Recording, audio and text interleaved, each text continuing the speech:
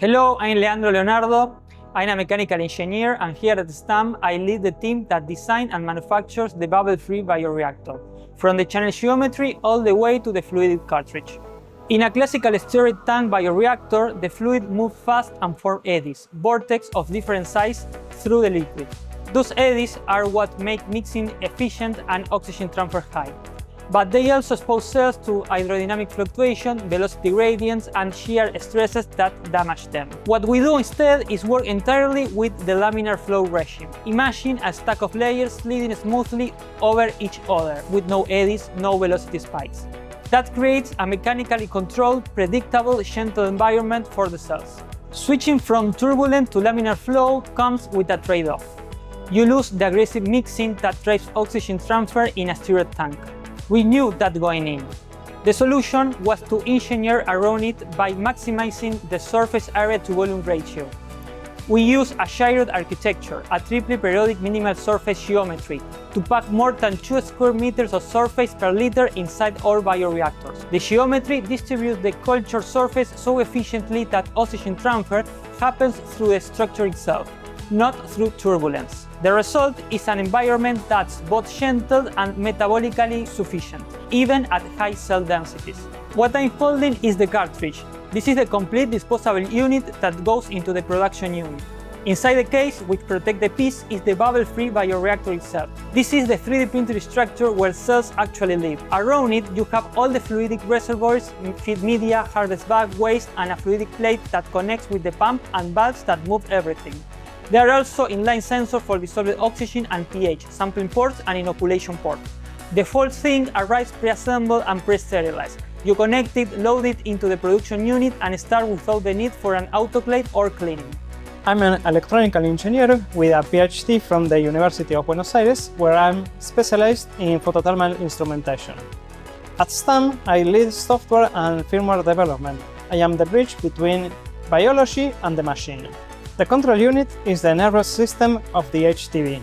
Every sensor in the system feeds data into it in real time, like temperature, CO2, humidity, pH, dissolved and gaseous O2. The unit processes that data continuously and makes decisions to maintain the conditions each cell culture needs. Right now, the only thing that requires a human operation are inoculation, sample collection, and loading the consumables in the HTB. Everything else, for example, maintaining the temperature, adjusting flow rates, monitoring parameter drift, are controlled by each production unit. We are looking at the live view of every critical parameter across the active production units. There is an action panel showing the protocol steps currently running. Those sequences can be customized or created from scratch using our what you can see, what you can get editor. No programming required. Next to that, you have the trends view. Time series curves from temperature, dissolved oxygen, pH. You can watch how the process evolves, catch drift early, and pull historical data from analysis. Also, from the same interface, handles the formulation. You can set up a media preparation, define reagent concentrations, and the system runs it automatically. The traceability in the HTB means that every sensor reading, every actuation action, and every user operation is logged with timestamp in the device and into Cloud Biomanufacturing, our integrated software platform. Things like who took the sample, when, what the system state was at that moment, and what commands are executed before and after. The log is continuous and complete for the duration of the process. It can be accessible remotely, and it provides visualization tools to track trends and support post-run analysis. For research, it means that your data is traceable and can be reproducible. Hi, I'm Ludmila. I'm a molecular biologist with a PhD in molecular biology, and at Stämm, I lead a multidisciplinary team focused on developing, optimizing, and characterizing suspension cell culture bioprocesses. In a stirred tank bioreactor, cells grow in an environment where mixing and oxygenation depends on mechanical agitation and gas sparging. That's effective from a process standpoint, but it also exposes cells to turbulence, bow rupture, foam, and elevated shear stress. From the cell's perspective, those are continuous mechanical stimuli, not necessarily the environment that maximizes biological performance. Depending on cell type and applications, those stress influencing viability, behavior, and productivity. The HTB operates on a completely different principle, laminar bubble-free flow. By eliminating these sources of mechanical stress, cells experience a more uniform culture condition, with fewer local fluctuations in gas concentration, nutrient availability, and also osmolarity. Conditions stay consistent over time, which matters enormously for 10 days, 20 days, and 30 days run. The system is especially relevant for applications where preserving cellular integrity, maintaining high viability, and maximizing biological consistency are critical. The cartridge arrived ready to use, with all the assembly, cleaning, and sterilization already completed. That eliminates a large portion of the contamination risk that comes with traditional systems, where every connection that you make manually, every step that the system is exposed to the environment is a potential entry point. Single-use, closed system design reduces the number of manipulations, the number of human intervention, and therefore the probability of contamination events. It also improves operational consistency. When you remove variability introduced during experimental preparation, process reproducibility tends to improve, and the data generated across runs become more consistent and more comparable. Having no foam is a direct consequence of no sparging and no impellers. The HTB doesn't generate the bubble dynamic that foam originates from. That means anti-foam agents aren't necessary. From the biologic side, removing those additives means the culture medium is simpler and less chemically complex. Anti-foam compounds can interact with cell membranes, affect surface tension at interfaces, and in some cases influence cell behavior in ways that are difficult to control or quantify. A simpler medium is a more predictable medium. Downstream, the impact can also be significant. Anti-foam residues can interfere with clarification steps and complicate purification, particularly in protein production. Eliminating them simplifies the downstream chain and can help improve recovery yield. The formulation units change how you think about media from the start.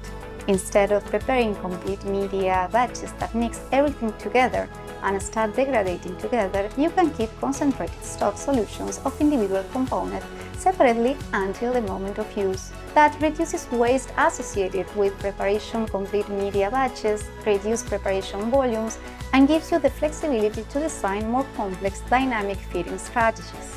In practice, that means you can adjust nutrient concentration in real time based on what cells are consuming, rather than locking in a fixed feed formulation at the start of the run. For development work, it means that you can test feeding strategies in parallel across 3 production units, compressing what would otherwise be sequential experiments in a single run. I'm Luciana. I have a PhD and a degree in chemical sciences. I've worked across pharma, agrochemical and industrial sectors for over 11 years and more than 5 years in organic chemistry research. At Stämm, I focus on material selection and everything that sits at the intersection of chemistry and cell culture. The first requirement is biocompatibility. The material cannot leach compounds into the culture medium that could interfere with cell metabolism, viability, or product quality. Beyond that, you're optimizing for mechanical stability over the full duration of the process. The structure has to maintain its geometry and surface properties through 30 days of continuous perfusion, temperature cycling, and contact with biological fluids. For adherent cell applications, surface energy and topography matter. Cells need to attach, spread, and proliferate consistently across the entire structure. The material also needs to be compatible with the sterilization method used in manufacturing. Finally, it needs to support 3D printing at the resolution required to achieve the gyroid geometry we use.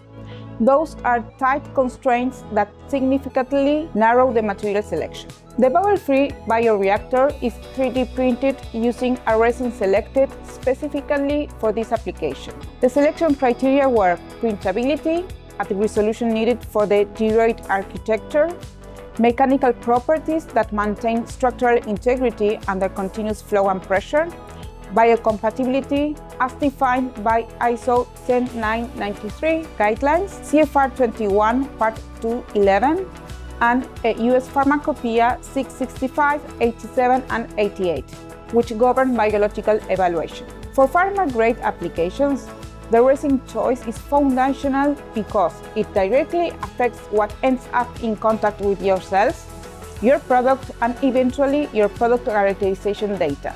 Reproducibility of the cartridge is a manufacturing and chemistry challenge. On the manufacturing side, 3D printing introduces inherent variability if not properly controlled. Print parameters, resin batch properties, post-processing conditions all affect the final geometry and surface characteristics. Our process development work includes establishing and validating the envelope of acceptable variation for each of those parameters. On the chemistry side, the resin itself is characterized batch by batch for the properties that matter for cell culture. The goal is that a researcher running an experiment in month 1 and repeating it in month 6 gets structurally and chemically equivalent cartridges. That consistency is what allows the data generated in one run to be meaningfully compared to data from another, which is ultimately what reproducibility means in practice. I am a mechanical engineer with a PhD in fluid mechanics and electrical engineering. I've spent 15 years working in microfluidics, control systems, and two-phase flows. I work every day at Stämm to build a bioprocessor the industry never built before. The core problem is that the standard approach, stir tank bioreactors, was designed to mix efficiently, not strictly to keep the cells healthy. To achieve good oxygen transfer and nutrient homogeneity, you spin an impeller and push gas through a sparger. That turbulence does its job, but it also creates shear forces, bubble burst events, and foam that damage cells, especially sensitive ones. The biological workaround has been to add anti-foam agents and shear protectants, which adds cost, complexity, and downstream headaches. And on top of that, the process is batch-based, meaning you stop everything to sterilize, restart, and lose days in between.